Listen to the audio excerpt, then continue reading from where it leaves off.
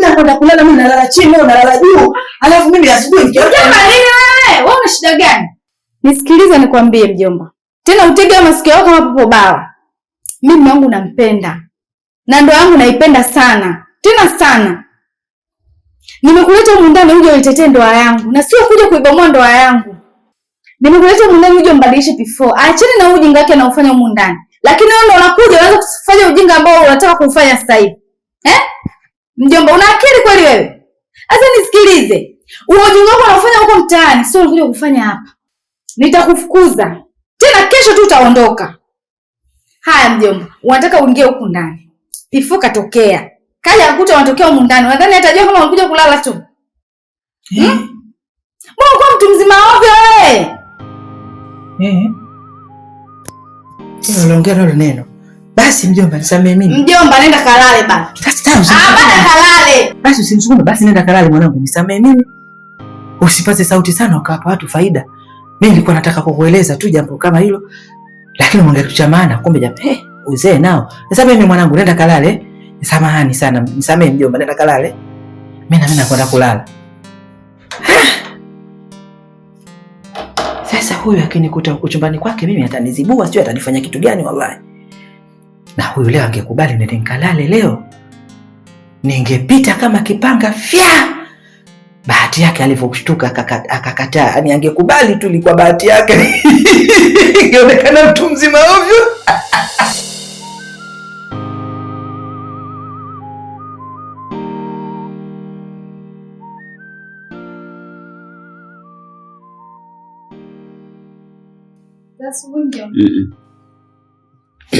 Salama. Marahaba. Naona ndio umetoka kuamka saa hizi. Umechoka mwenyewe? Mwili tu sisikii vizuri. Nilikwambia mimi mtaa huu una wachawi wengi sana, lakini ukataka kunisikia mjomba. Mtaa huu mimi na uogopa kweli kweli, una wachawi wengi sana mtaa. Hapo sasa wamekubebesha kuni, wamekupeleka mishambani humo, hujui maskini ya Mungu. Yaani mjomba, na vazi lako hili kweli bado unaamini uchawi? Hili vazi kama vazi lingine, isipokuwa tu limetofautishwa jina. Hii imeitwa kanzu, hiyo likaitwa dera. Mjomba, ungeniambia tulichonitia hapo, maana mmeuko nje na kazi nyingi za kufanya. Sasa mimi ndio ninapopenda unapofurahi hivyo. Roho yangu inakuwa baridi. Ninafurahi kweli kweli unapokuwa na mjomba wangu, unakuwa na tabasamu, nataka uwe hivyo hivyo. Kwa sababu mwenyewe unakuwa kama butterfly fulani kanavotembea kwenye maji shutu unaringa. Hivyo ndio ninavyotakiwa mjomba, sio kila siku unajikondesha kwa ajili ya mpumbavu mmoja huyu. Mjomba. Mjomba, mimi niambie tu pointi hapa. Kilichokufanya ukae hapa sebleni kitu gani? Sasa bwana, mimi toka asubuhi nimekaa hapa nimesukuti. Nimezungusha ubongo wangu na akili yangu, nimeona nimepata wazo. Nataka tufanye kitu kimoja, ni change plan. Plan yangu mimi nataka tumtafute yule msichana wake wa zamani before anaitwa, ninamsahau sasa hivi, atakuwa sijui anakunya, sijui atakuwa anafanya kitu gani, Naila. Alafu tumlete humu ndani. Subiri mjomba. Huyo Naila akija kukaa hapa anakuwa anafanya kazi gani? Yaani kitu gani ambacho kinaweza kufanya ikawa ni msaada kwetu? Swadata. Tutakapomleta humu ndani kwa maana kwamba plani zetu zitakwenda kama zinavyotakiwa, manake yule kwa Naila hapindui. Hazungumzi hata kidogo yule. Akimwona Naila mwili wote unanyongonyea, anakuwa nyongonye kama mlenda wa asubuhi. Mjomba, unayatupa maneno haya. Billahi rasuli, dini yangu Uislamu, na hapa kwa jina la Mwenyezi Mungu, hapindui kwa Naila yule. Atacheza na wanawake wote, lakini kwa Naila yule hapindui. Sawa mjomba, mimi nani nipingi? Maana wewe ukishatega mitego yako lazima ubutue.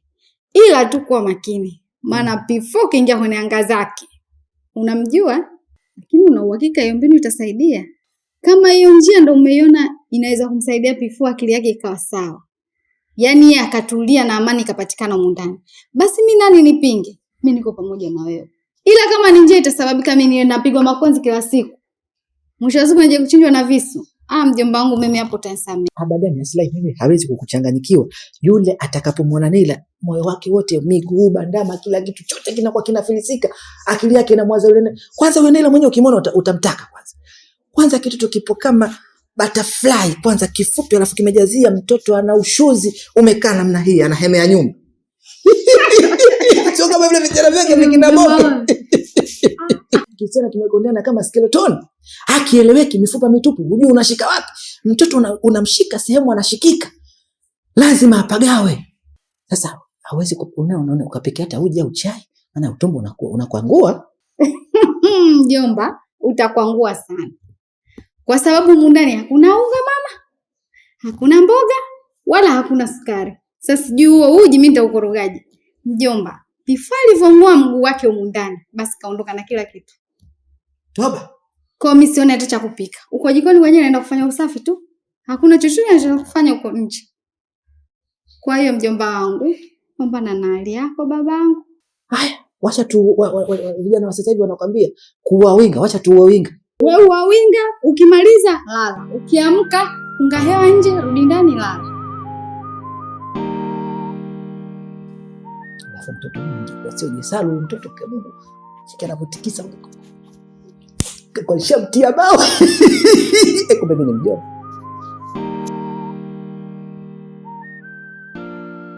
Sheia, mimi nimeelewa niko na umri mdogo sana. Kwa naelewa maana ya ndoa na dua. Pia naelewa maana ya penzi na mapenzi. Kuna tofauti mkubwa sana hivyo vitu.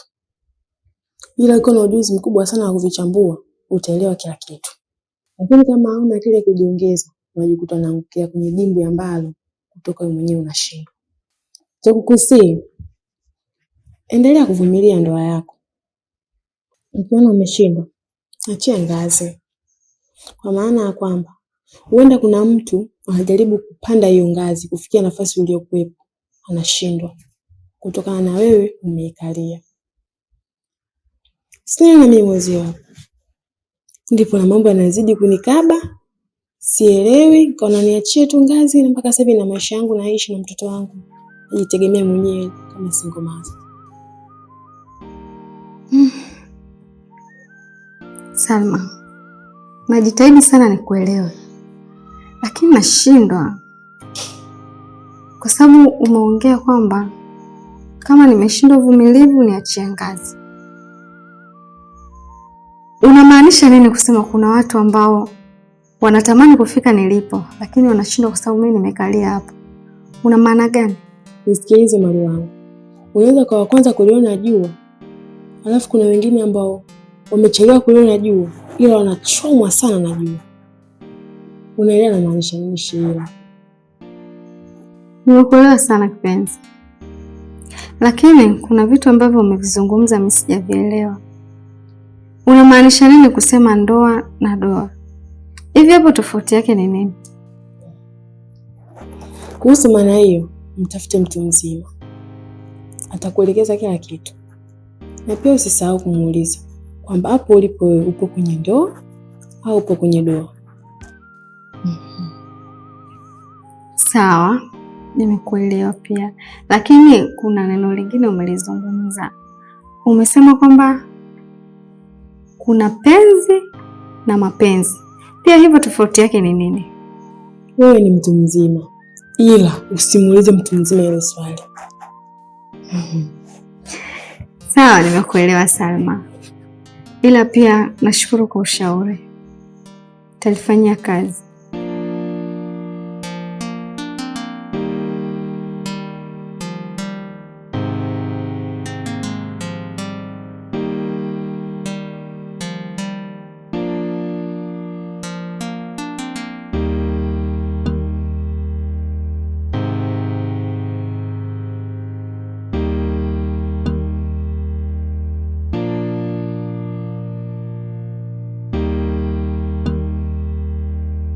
We mama wewe.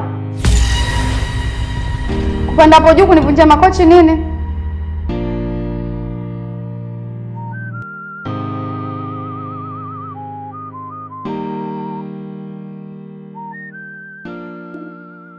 Kwa nipangia mimi kwenye nyumba yangu, si ndio? Hivi unajielewa kweli wewe? Nyumba yako ndio ulivyodanganya hivyo? Yaani mnashinda kupelekana huko guest mkafanya mambo yenu, mnaleta humu ndani. Alafu unadanganywa eti kwako. Una akili wewe? Yaani niliona mtu mzima una akili, kumbe bogas tu. Koma wewe. Mtu mzima nywele ya shoka au nalopoka tukufurahisha watu hapa. Chefu. Ila afadhali nimeletewa mfanyakazi humu ndani. Sasa hivi nitapumzika. We, koma kuniita mfanyakazi. Mimi na nani mfanyakazi? Kumbe wewe unijui vizuri wewe. Mimi ndio Madam Kibena. Sasa nitakufurahisha. Katika mimi na wewe, nani atakuwa mfanyakazi kwenye nyumba hii? Yaani mimi nacheza pakavu, nacheza palipoloa. Sasa nitakuonyesha ngome nachezaje. Mpumbavu mmoja yeye. Mtoto mdogo anakuja kunipandisha mimi mtu mzima. Yaani anaonyesha kidole kabisa nyoko. Nyumba yangu hii. Naamua nachokifanya. Sitaki nipangiwe.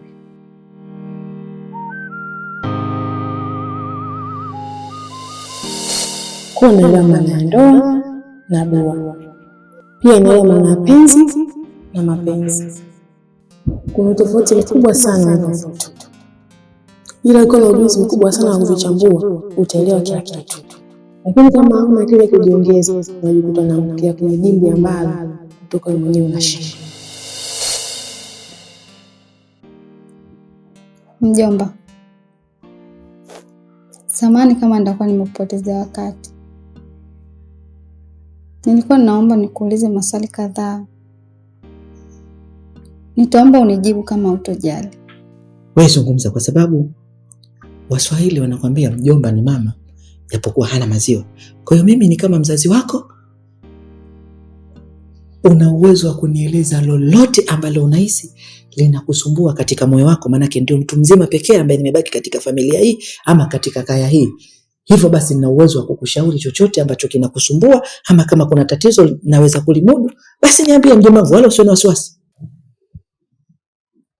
Mjomba, hivi nini maana ya ndoa?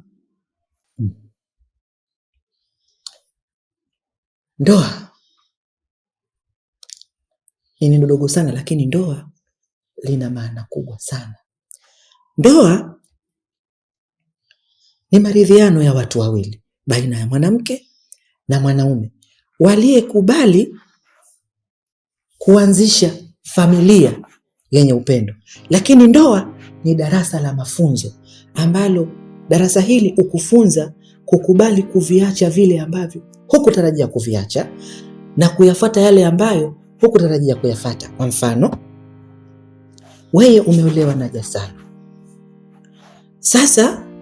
Sasa hivi huwezi kutoka hapa ukaenda nyumbani kwenu hata kama mama yako amefariki. Ni lazima umuombe Jasara ruksa kwamba bwana, mume wangu, nataka kwenda nyumbani, mama yangu amefariki na kwenda kuzika. Tayari lile ni tendo la kutokufikiria. Hukupanga kama utaweza kufanya tendo la kutokumzika mama yako bila kuomba ruksa, lakini inabidi uombe ruksa ukamzike mama yako, hata kama ni mama yako mzazi, lakini unaomba ruksa kwa Jasara ili akuruhusu, kwa sababu ni mume wako. Tayari umeingia kwenye tendo la kutokuwa na hiari yako, umebidi ufuate matakwa ya ndoa yanavyotaka. Hapo utakuwa umetimiza maana halisi ya neno ndoa, kufuata vile ambavyo hukutakiwa kuvifuata, lakini ndoa inabidi uvifuate. Na ndoa sio sehemu ya majaribio. Ndoa ni sehemu ya kukuimarisha na kukomaza katika maarifa ya maisha unayoyaishi ya kila siku. Ndoa sio sehemu ya mapumziko. Ndoa ni sehemu ya kukukomaza wewe ubongo kila kunapoitwa leo ama kila kunapoitwa siku ya leo. Na nini maana ya doa? Mjomba bwana, tofauti ya ndoa na doa ni tofauti ndogo sana, kwa sababu ndoa ina herufi 4 lakini doa ina herufi 3. Lakini doa ni kitu ambacho kinaharibu kile kitu ambacho hakikutarajiwa. Kwa mfano, ni kitu kizuri ambacho kinapendeza, alafu kukawa na kitu chochote ambacho kinaharibu uhalisia wa kile kitu. Hiyo ndio doa. Yaani kitu chako umekinunua ni kizuri, aidha ni nguo aidha ni nini, lakini katikati kuna kitu ambacho hakipendezi, yani ukikiangalia hakiridhishi, kimekuja kuharibu ama kimekuja kuchafua, lile ndio doa. Huweza kukua ama kuisha kutokana na wewe utakavyofanya matunzo yako, ama akili kukitoa kile ambacho kimekuja kukuchafulia. Hiyo ndo tatizo la doa, ama hiyo ndio ukubwa wa neno doa. Doa kazi yake ni kuharibu ama kuchafua kitu ambacho kilikuwa kinapendeza kikaja kukaonekana kibaya. Kwa mfano, wewe una mume wako Jesaru, halafu kati yenu mmoja wenu akawa na mchepuko. Nyie mlikuwa mnaishi kwenye upendo na amani, ule mchepuko ukamfanya Jesaru ama ukakufanya wewe uendelee kupunguza mapenzi kwa mumewe, ama wewe uendelee kupunguza mapenzi kwa mumewe, ama yeye apunguze mapenzi kwako wewe. Tayari mchepuko ndio doa. Ndoa yenu inakuwa haina amani. Hivi mjomba, ukiniangalia mimi, nipo kwenye ndoa au nipo kwenye doa? Naomba uniambie mjomba, usinifiche kitu chochote, kwa sababu nataka kujua. Nisikilize nikueleze binti yangu, wakati wako uliokuwepo wewe ni wakati mgumu sana.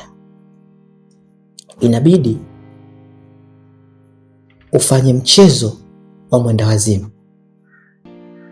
Mwenda wazimu ni kiumbe ambaye anaona lakini haelewi, anasikia lakini hatilii maanani anavyosikia, anatambua lakini havitilii maanani anavyovitambua. Sasa ulipokuwepo wewe unatakiwa ufumbe macho, uzibe masikio na uangalie moyo wako unapambana vipi, kwa sababu upo katikati ya doa na ndoa. Angalia marafiki. Kutokana na changamoto zako, marafiki hupoteza. Kutokana na changamoto zako, marafiki hujenga. Rafiki kaletwa kwa ajili ya kujenga, lakini rafiki kaletwa kwa ajili ya kubomoa. Kifupi, unatakiwa usimame kuimarisha ndoa yako na kuijenga ndoa yako. Usisikilize nani anasema, fulani anataka nini. Angalia moyo wako unasema nini kuhusu ndoa yako. Manake mwanamke mpumbavu huivunja ndoa yake kwa mikono yake mwenyewe. Mwenye kujenga ndoa na kubomoa ndoa ni mwanandoa peke yake. Hakuna shahidi wa ndoa isipokuwa ni wanandoa pekee. Sawa mjomba, nimekuelewa. Haya mjomba. Mimi niko ndani. Haya. Mimi niko hapa na angalia TV hapa.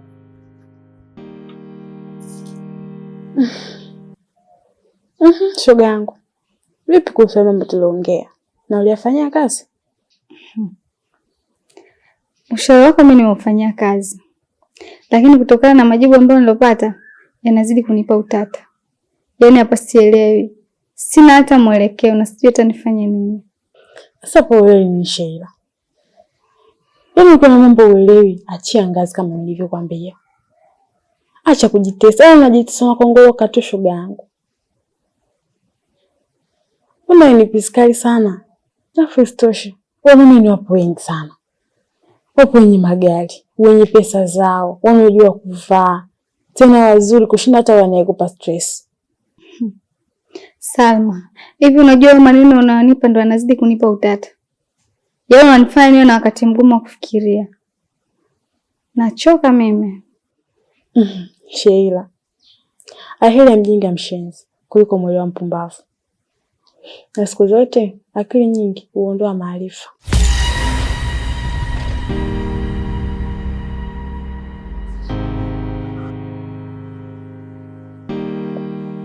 Shikamoo mama. Mamako amekuzaa mimi.